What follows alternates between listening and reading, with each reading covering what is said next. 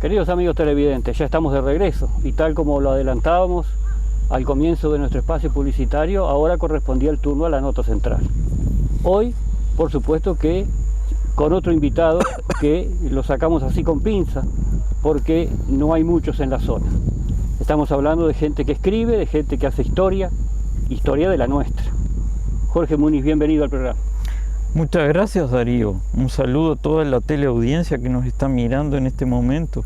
Y estoy a tus órdenes para lo que quieras preguntar. Bueno, yo voy a ser nada más que el vocero de todos aquellos que seguramente están expectantes por conocer quién es Jorge Muniz, que lo han oído nombrar, que a veces no es fácil llegar de una u otra manera, pero que sí han tenido contacto con esa rica historia que tú has plasmado en el papel. Jorge, no es fácil la tarea de comenzar a recopilar datos, ¿no? No es, y es una tarea que comenzamos desde hace muchos años atrás con el escribano Cuello. Es gustarle mucho esto, y es estar en el lugar que hay que estar, y en el lugar menos pensado uno recoge una historia, entonces hay que ser muy avisor en este acto. Yo siempre ando con un papel y un bolígrafo en el bolsillo, porque del lado que vos menos pensabas es el lado que te aparece un dato histórico, una foto antigua, una foto, en fin. Y esta tarea la comenzamos desde los 15 años, más o menos, con el escribano Cuello. Y tenemos 57 años los dos. Quiere decir que cuando ibas al liceo ya tenías esta idea, estabas madurando. Sí, justamente en el liceo empezamos a madurarla a efectos de que en el año 78 se promovió a hacer la historia de Vergara. Y ahí la hicimos bastante sintética y no cuajó la idea de nosotros. Recuerdo que la que leyó el trabajo fue Irene Rodríguez. Pero no desfallecimos en la tarea y seguimos adelante. Y adelante fue que hoy por hoy nos han abierto paso historiadores de Florida, por ejemplo. Ahora yo estoy invitado para una charla que va a haber en Florida, una charla de historiadores. Fuimos a la posta del Chuy el año pasado. Después va a haber otra en Flores, conmemorando los no sé cuántos años de la ciudad de Trinidad, porque la vi medio por arriba. Y por ejemplo esta de Florida van a inaugurar un monolito en el Pintado Viejo, porque hubo una batalla cuando la Cisplatina, una batalla de Rivera y La Valleja contra los portugueses. Eso se había olvidado. Ahora se reflotó porque también ayuda un general Manini Ríos, que es licenciado en historia y que le gusta mucho la historia artiguista. Entonces también hay una ayuda de parte del comando del ejército para levantar ese monolito. Son cosas lindas que a veces reconfortan cuando quien está en el tema lo convocan, ¿verdad? Para poder aportar lo suyo, y eso seguramente reconforta y mucho, ¿no? Sí, reconforta y mucho. Por ejemplo, en la posta del Chuy, con el escribano Cuello, disertamos sobre Ventos González, sobre el general Ventos González. Y a partir de ahí se generó una movida muy grande. Se encontraron familiares, descendientes de Ventos González, que incluso vivieron acá en Vergara, como el maestro Juan Carlos Becerra, que no son Becerra González, originalmente tenía que ser Becerra González.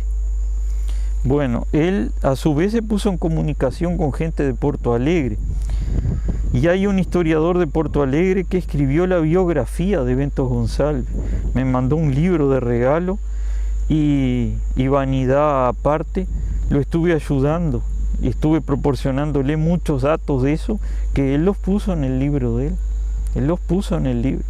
Y ahora quedó de venir, se llama Giovanni Mesquita. Se llama Giovanni Mesquita do Estreito. Entonces también se ha creado como que la frontera, esa puerta de vaivén que existía entre Uruguay y Brasil, como que se ha derrumbado.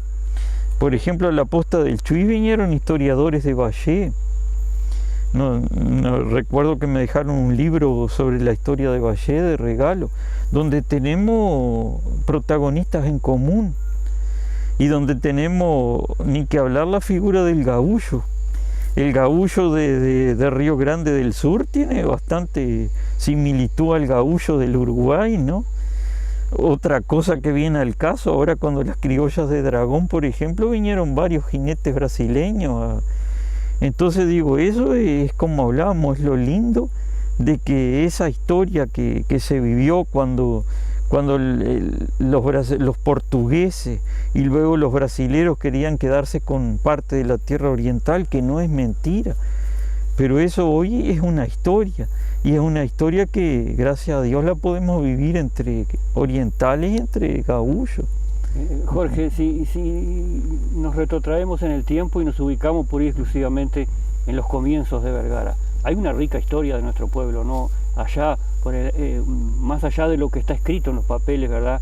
Como comienzo de la ciudad de Vergara, yo pienso que hay un antes y un después de esa fecha, porque seguramente cuando se lo nombró pueblo del Parao, porque antes no era Vergara, era pueblo del Parao, quizás también ya tiene su historia, ¿no? Sí, ¿no? Y también vamos a enfatizar que fue un gaúcho que fundó Vergara, José Fernández Vergara, ¿no? Dueño de todas estas tierras, ¿no? Dueño de gran parte de estas tierras. Por ejemplo, acá donde estamos sentados ahora, era tierra de un Morales. En 1796 hubo un andaluz, Antonio Morales, que era el tatarabuelo de Juana de Ibarburú, Juana Fernández Morales, el tatarabuelo materno de Juana de Ibarburú, vivía en Melo y compró en sociedad con un portugués, Piri. Compraron todo esto en sociedad. Y la primer casa que se levanta acá en esta zona y el primer solar que se vende en 1890 era ahí donde es el liceo, y esta parte acá lo compra Isidro Telechea y se lo compra a uno de los Morales que quedaba todavía. O sea que todavía había partes que habían Morales. Ahora lo otro sí, en 1835 lo había comprado el padre de Fernández Vergara. Y se ve que en 1850 por ahí se muere el padre de Fernández Vergara, y él en 1857 llega a estas tierras como heredero de la fortuna de su padre y comprando campos en la zona del Barrial, donde hoy es la estancia de José Noble. Ahí fue el casco de Fernández Vergara. Y de ahí en adelante, él compra esta parte donde se asienta el casco viejo del pueblo, vamos a decir la plaza y toda esa zona, se lo compra una cuñada de él en 1877. En 1887 le compra de la calle Graciana Gómez hacia la vía, le compra a los brasileros da Rosa Dutra. Ahí nos da la pauta que esto era una tierra de brasilero. Ya desde entrar a hablar de Bento González, que fue dueño de gran parte de estas tierras, del Parao, de Leoncho, de Otazo, de Cuchilla de Dionisio, de Corrales del Parao, todo eso fue propiedad de Bento y otro socio más que se llamaba Boaventura Rodríguez, que era charqueador en la ciudad de Pelota. Digo, nos da la pauta que habían grandes intereses de los brasileros de estar en esta zona. En 1857, por ejemplo, como dato estadístico, cuando Fernández Vergara compra ahí donde es lo de José Noble, en el Barrial, habían 150 estancias de brasilero en esto que era Cerro Largo, porque el departamento de 33 recién se crea en 1884. Entonces eso más da la pauta del gran interés que había de los brasileros en esta zona, que se piensan más cosas. Que seguramente el punto geográfico era estratégico para el comercio. Era estratégico, y era estratégico también, se supone que don Pedro II también quiso quedarse con esta parte. De alguna forma quiso quedarse con estos campos, porque al igual que los campos de Río Grande son llanura y son lugares para criar ganado, para agricultura, para todas esas cosas, ¿viste? Viste que con los gaúchos tenemos todo eso en común, ¿no? Y los primeros pobladores de la zona, brasileros todos. Ferreira Chávez, que se establece en 1870. La mujer que se llamaba Benónima Muniz, era brasilera también. El primer comprador de terreno en 1891, Bernardo Silveira, ahí donde está el colegio.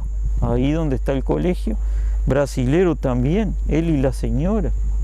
Digo, una gran injerencia de brasilero. Después aparece entreverados con eso Clausen, que era alemán, 1891. Juan Clause, ahí está, el del hotel.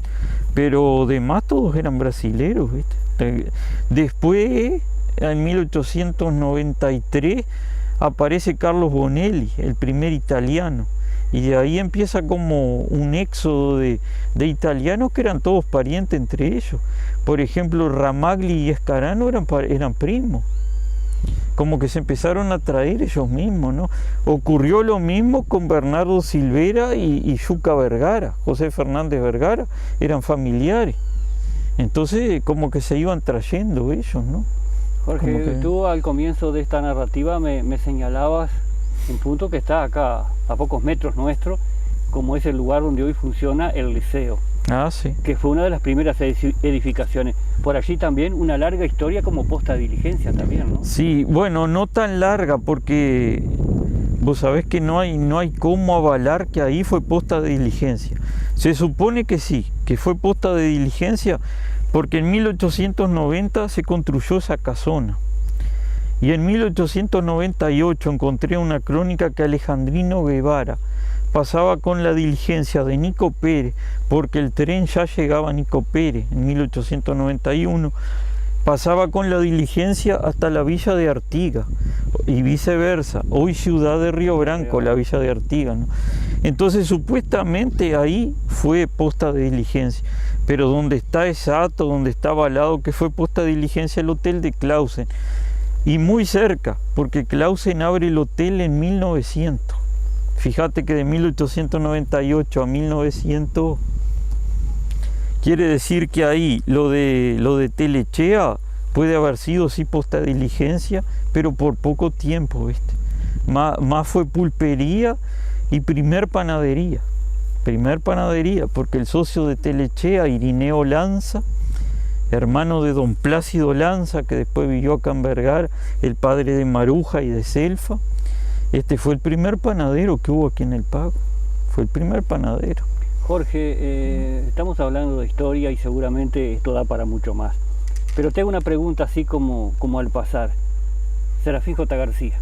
Sí, Serafín J. García, un gran poeta y un gran escritor. Un hombre que increíblemente tenía 6º año de primaria, pero fue un ávido lector y un gran observador, que justamente esa es una de las grandes costumbres de los gauchos, el ser observador. Una gran faceta, ¿no? Una gran faceta, porque para escribir sobre los gauchos, para escribir sobre el mundo de los gauchos, hay que observar mucho. Y Serafín tuvo la gran oportunidad de ver mutar el pueblo del Parao, como hablábamos al inicio, a Vergara. Vivió esa transición. Vivió esa transición. Él, por ejemplo, contaba en sus historias que él vio llegar la diligencia de Serapio Telli, que se llamaba La Puntualidad, la diligencia de Serapio Telli, donde el Chiche Ramos era cuarteador, con 15 años de edad, era el cuarteador. Bueno, Serafín la vio llegar acá a Vergara, esa diligencia. Serafín trató, por ejemplo, con el primer maestro recibido que hubo en Vergara, que fue el maestro Lorenzo Dauria, que venía de Florida. Yo hace poco en Florida me entrevisté con una sobrina nieta de Dauria. Quedó de alcanzarme una foto, pero bueno, hasta ahora no me la he alcanzado. Fue el primer maestro titulado que ejerció en Vergara y fue maestro de Serafín. Y además conta que Dauria lo quiso llevar para Montevideo para que se siguiera perfeccionando. O sea, que veía en él ya apuntando un escritor, ya asomando algo, ¿viste? Tú me decías que los gauchos tienen esa faceta un poco propia de la observación, pero en definitiva quizás un poco menos desarrollada la tenemos todos. ¿Cómo ves el Vergara de hoy? El Vergara de hoy, vos sabés que lo veo como una lucha entre dos generaciones. Y te voy a decir por qué una lucha entre dos generaciones. Una lucha entre nuestra generación, la del 60, que no conocía televisión, que teníamos que leer los libros que vendía la librería del Tito Cardoso, que se los prestábamos muchas veces a los compañeros pobres que no los podían comprar, que las escuelas tenían su propia biblioteca para prestar los libros, para incentivarnos a que leyéramos El Gaucho Tierra de Montiel Ballestero, los libros de Julio Verne, la excursión a los indios ranqueles de Lucio Vittorio Mansilla, etcétera. Nos incentivaban a leer y todo eso, con el Vergara de hoy, donde lamentablemente, entre comillas, los muchachos se dedicaron más al celular que al mundo que nos rodea. Vos sabés que no es por pasarle cuentas a nadie, pero a mí me tocó ver maestras acá en Vergara que no sabían quién había diseñado el escudo de 33. Maestras acá en Vergara que no sabían que existía un himno a 33. Y así como te digo eso, te digo mucho más cosas. También hubieron poetas y escritores acá en Vergara que fueron eclipsados por Serafín J. García. Y lo lindo de decirlo, que el libro Vibración, por ejemplo, que escribió el doctor José Gorosito Tanco, que fue quien creó el escudo de 33, lo escribió ahí en el Hotel de Clausen. Y ese libro Vibración, donde está aquello de Dionisio Díaz, Guricito Guapo, es uno de los poemas que está, obtuvo primer premio del Ministerio de Instrucción Pública en 1937. Y lamentablemente eso nadie lo comenta. Hoy nos dedicamos a ver los degüellos que hacen los terroristas, las bombas, las olas de violencia, lo del terror. Ya la línea del Facebook está haciendo un sitio donde parece que se convoca la violencia, el odio, el sexo, el machismo, la homofobia. Porque hoy se tiene asco si fulano es homosexual, si fulano... Antes también se tenía y hubo comprendo que hubo un racismo muy grande, y la prueba está que acá en Vergara hubo un club de negros, y ese club de negros funcionaba donde hoy vive Marcelo Ledesma, donde vivió mi abuelo Dramantino Cuello. Allí había un club de negros, y eso prueba que los negros no podían entrar al Club Uruguay. Y el Club Uruguay en su tiempo también fue fundado para sectaristas, fue fundado para la gente pudiente de Vergara. O sea que la gente de la Cuchilla no podía entrar al Club Uruguay. Y esa es la cruel realidad que hay que decirla, Darío. Y que hoy, por suerte, no está. Hoy, por suerte, yo he visto allanado muchas cosas. Hoy, por suerte, se dejó, el charco dejó porque el charco dividía pues, geográficamente y socialmente el centro de la Cuchilla. Hoy, por suerte, eso se ha allanado mucho, ¿viste? Se entiende que el corazón de Vergara está en la Cuchilla y no en el centro, porque geográficamente tiene que estar allí. Y bueno, y hemos logrado eso, ¿viste? Pero digo, acá hubo toda una historia de racismo y de grandes cosas que no se comentan. Bueno, uno tiene que comentarlas y decirlas, ¿no? Tú como yo sabemos, y ya para finalizar, Jorge, porque esto seguramente no termina acá, has escuchado muchos refranes. Uno de ellos, por ejemplo, todo tiempo pasado fue mejor. ¿Estás de acuerdo con eso? Sí, todo tiempo pasado fue mejor, es verdad, sí. Yo estoy de acuerdo con eso. Y quizá esa lucha de generaciones que te hablaba justamente por no podernos adaptar a estos momentos. Pero yo no dejo los libros. Por ejemplo, he ido a atenderme a IAC, ahora que estoy en tratamiento médico, y veo que están todos. Y yo llevo un libro para leer. Yo soy el único loco que estoy leyendo un libro. Los otros están todos con el celular ahí. ¿Hablando con quién? Con una persona sin alma ni corazón. Un amigo. A un amigo hay que regalarle un libro siempre. Yo soy de esa idea. Jorge, más o menos pensamos igual porque somos de la misma generación. Sí. Sí. Lo que hemos dicho seguramente para alguien le va a sorprender, porque hay gente joven que también nos ve a través de las pantallas y bueno, claro. Pero el propósito de esta charla era conocer un poquito más de Vergara, conocer un poquito más de esa historia que tú te has dedicado a recopilar y bueno, y dejar la puerta abierta para cualquier momento continuar este diálogo. Muchas gracias. Sí, muchas gracias a ti, porque la historia de Vergara es muy larga, ¿viste? Exactamente. No se cuenta en un ratito. Exactamente. Muchas gracias y bienvenido. Bueno, muchas gracias, Darío.